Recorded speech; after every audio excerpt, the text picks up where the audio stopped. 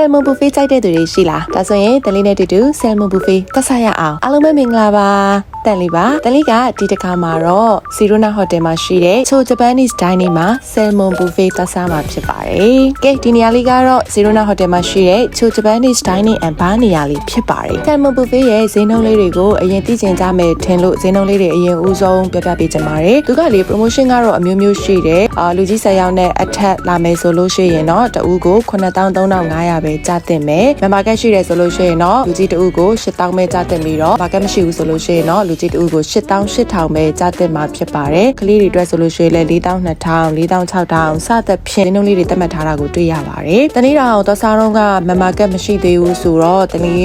88,000ပေးခဲ့ရတာပေါ့နော်ဒါပေမဲ့88,000နဲ့ Salmon buffet စားရတာအရန်တန်တယ်လို့ခံစားရပါတယ်ဒီမှာ2မျိုးရှိရယ်ကွာသူကမူခါထားလည်းရှိမယ် hot pot လည်းရှိတယ်ပေါ့နော်တနေ့ကတော့တနေ့သွားတဲ့အချိန်မှာအကင်းလည်းသိမ့်မစားချင်နေတာဆိုတော့ hot pot စားဖို့ပဲရွေးချက်ဖြစ်ခဲ့ပါတယ်စားရတာတော့အရန်ကောင်းတယ်Salmon တွေလည်းလက်ဆက်တဲ့ဂျပန်စာကြိုက်တဲ့သူတွေအတွက်ဆိုလို့ရှိရင်လည်းဒီဈေးနှုန်းနဲ့ buffet စားရတာကတော့အရန်ကိုတန်တယ်လို့ခံစားရပါတယ်သူက Salmon buffet ဆိုပေမဲ့လည်းဒီ Salmon buffet ကြီးပဲတော့မဟုတ်ဘူးဘာတွေပါထားသေးလဲဆိုလို့ရှိရင် soft drink နဲ့ beer free flow လည်းပါထားတာပေါ့နော်စားပြီးသားလို့ရှိရင်အချို့ပဲအနေနဲ့ ice cream လည်းရှိတယ်ပြီးရင်ရေခဲချက်လည်းထားပေးထားတာကိုတွေ့ရတယ်ပြီးတော့တနေ့အမှ ice lemon tea တောက်ရတာကိုအရန်သဘောကျပါတယ်တကယ်လို့များ wine တွေ whisky တွေ free flow ထပ်ပြီးတော့တောက်ချင်တယ်ဆိုလို့ရှိရင်တော့92,500ကျပ်ထပ်ပေးရုံနဲ့ free flow တောက်လို့ရမှာဖြစ်ပါတယ်တောက်တွေကတော့တော်တော်လေးစားလို့ကောင်းတယ်အရသာလည်းရှိတာဖြစ်တဲ့အတွက်အဆင်ပြေပါတယ်ဒါပေမဲ့ဒီနေရာလေးမှာတစ်ခုလေးပြောပြချင်တာကတော့လေတလေးကသွားစားတာ2ခါစားတာပေါ့နော်ပထမတစ်ခါသွား join တော့ဆိုရင် lunch time ကို join တယ်ဒုတိယတစ်ခါမှာတော့ dinner ပေါ့အဲ့တော့သူ့ရဲ့ buffet အမျိုးအစားပုံစံကြတော့တနေ့တို့ကိုစားချင်တာကိုစားချင်တဲ့အချိန်မှာထ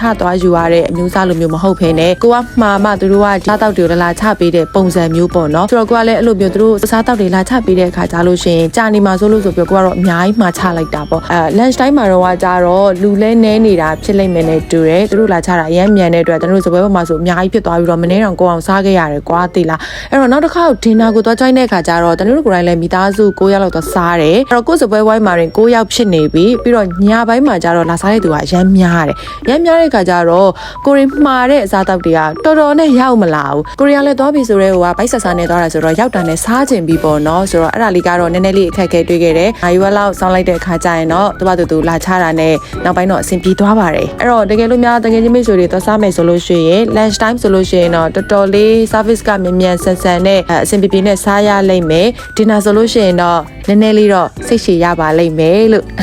ဒါလေးကြိုပြီးတော့ပြပြထားချင်တာဖြစ်ပါတယ်။ဒါလို့ဆိုရင်တော့ပြည့်စုံလိမ့်မယ်လို့ထင်ပါတယ်။ဒီနေ့ရဲ့ vlog လေးကတော့ဒီလောက်ပါပဲ။အားလုံးပဲတတား